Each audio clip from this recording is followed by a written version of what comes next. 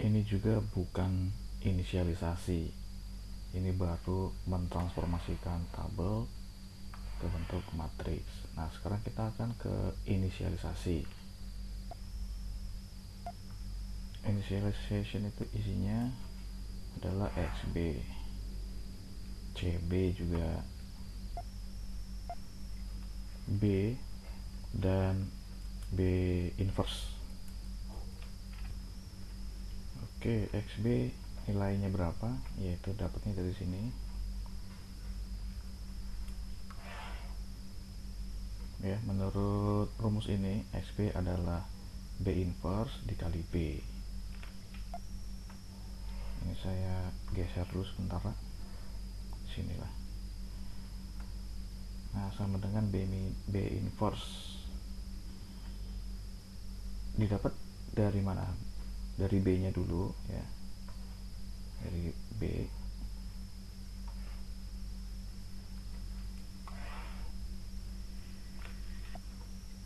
Kemudian matriks B ini dibuat B inverse.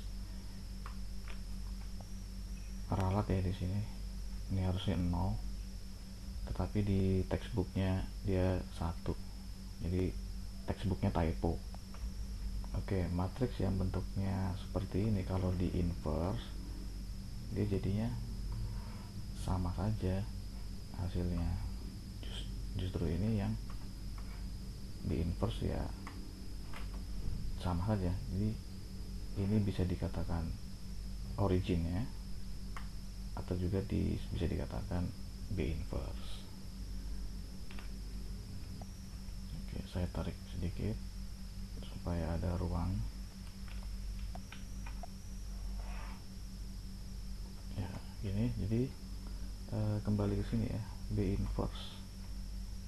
Ya, ini dikali dengan B ya, dengan sini kan. Ya, rumusnya B kecil.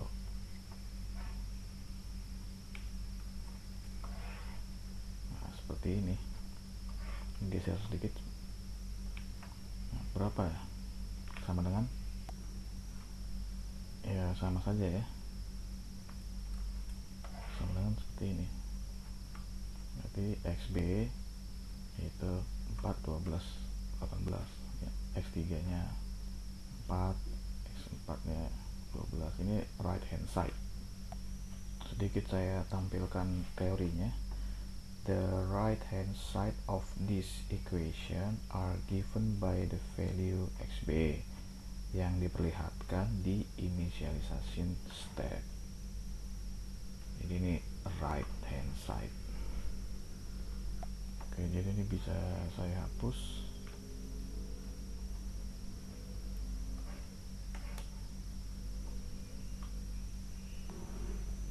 Sekarang CB-nya berapa? Nah, di sini ada C, nah, di sini ada CB.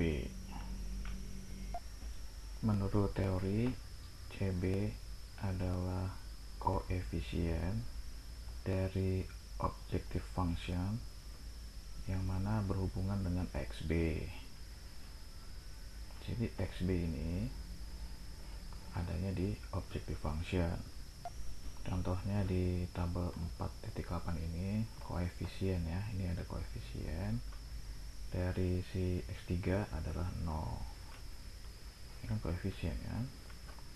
Kalau koefisiennya X1 ya minus 3, koefisiennya itu minus 5.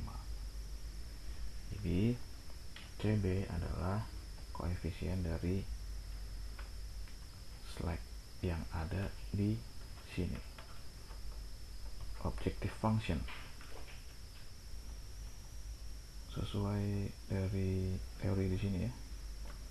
Jadi fokusnya di objective function si CB ini. Jadi berapa koefisiennya? Tentunya 0 ya. Si X3 ini koefisiennya 0, X5, X4 itu semua koefisiennya 0. Oke, ini sekian inisialisasinya.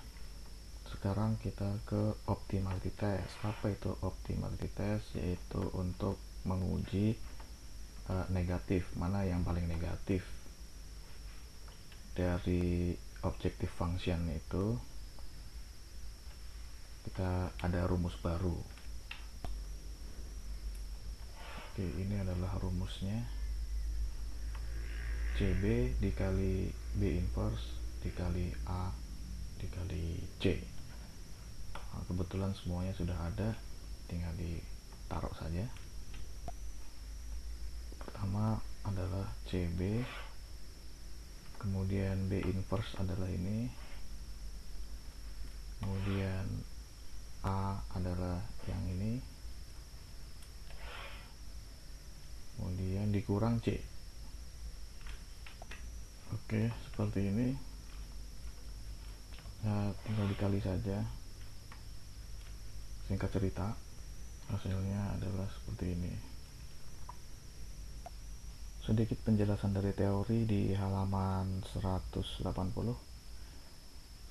Di sini gunakanlah expression ini untuk koefisien original. Sementara kalau yang rumus ini, expression yang ini, itu untuk select variable. Jadi saya pakainya yang ini ya. Kenapa saya nggak pakai ini? Karena slacknya semua masuk ke sini, slacknya ada di sini semua di XB.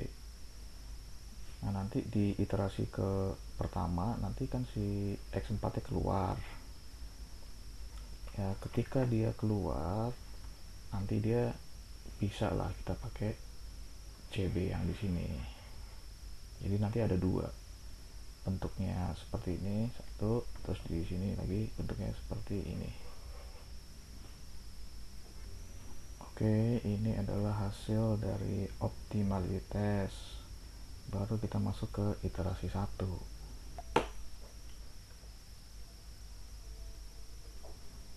Dikarenakan minus yang terbesar adalah ini, minus 5.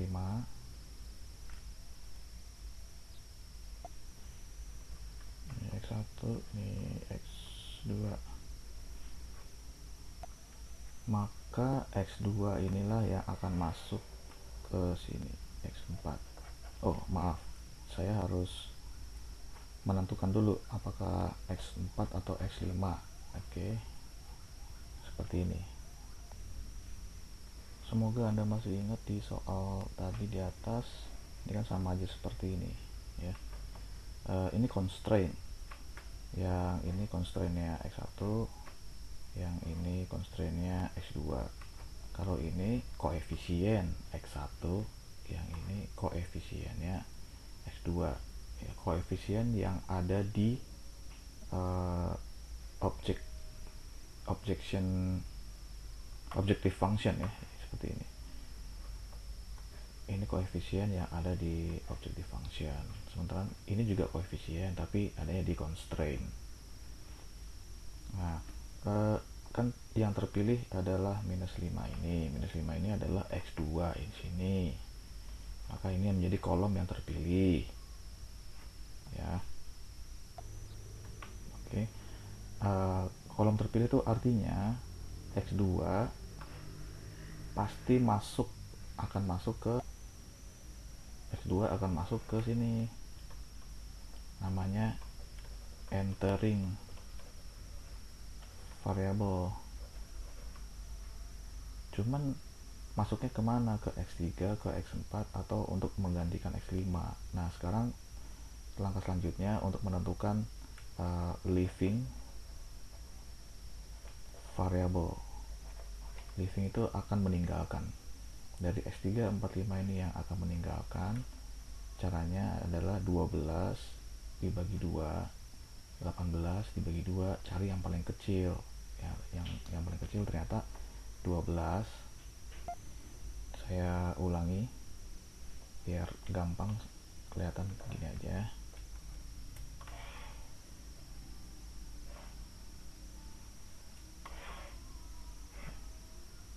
Oke, begini. Jadi si variabel basic mana yang akan keluar. Ini kan variabel basic variable. basic BV, basic variable. Ini udah pasti akan masuk ke BV.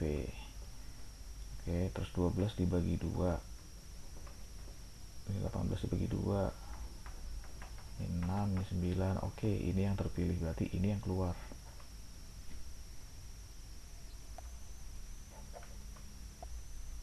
Jadinya ini X2, X4 yang keluar di suatu tempat lah, ditampung gitu ya. Nah, karena X3, X2, X5 menjadi PV, maka ini berubah nih XP nya, dan ini juga berubah, tapi bukan diinisialisasi ya, maksudnya si nilainya B nanti berubah seperti ini,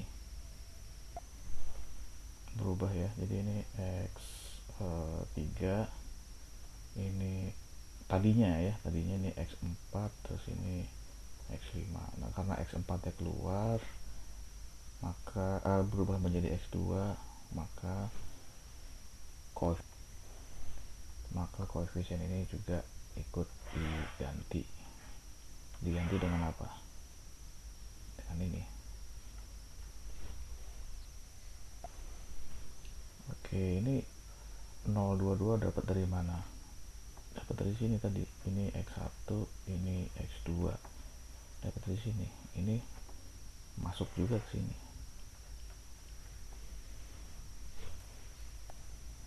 Lalu matriks B dibikin inverse-nya. Berapa inverse matriks B? Adalah seperti ini. Oke, ini saya bantu sedikit. Ini Anda boleh pakai internet seperti berikut ini. Oke, ini ya, Anda bisa melihat ini sama dengan soalnya. Oke, seperti ini ya. Ini saya pindah ke online kalkulator,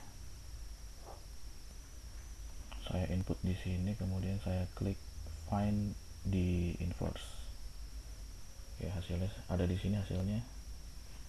Coba dihafal ya, ini setengah minus 1, 1. Oke, sama ya, setengah minus 1, 1. Oke, selanjutnya XB. Berapa XB?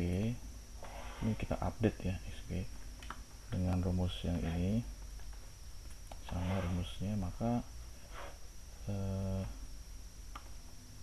apa ini, B inverse ya, berarti ini dikali B kecil. B kecil itu yang right hand side ya. Ini ya.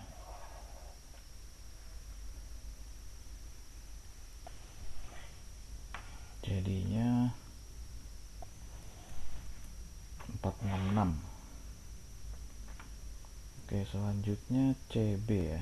Oke, ini yang diupdate.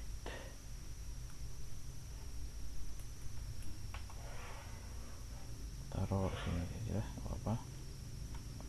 Oke, ini kan tadi X berapa tadi yang ada di basic variable. Tadinya kan ini X3, X4, X5. Nah, tadi yang X4 keluar. Nah, ini X3, X diganti dengan X2, terus ini X5.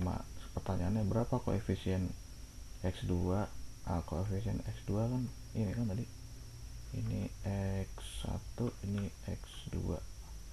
Berarti ini 5 koefisiennya, bukannya minus ya.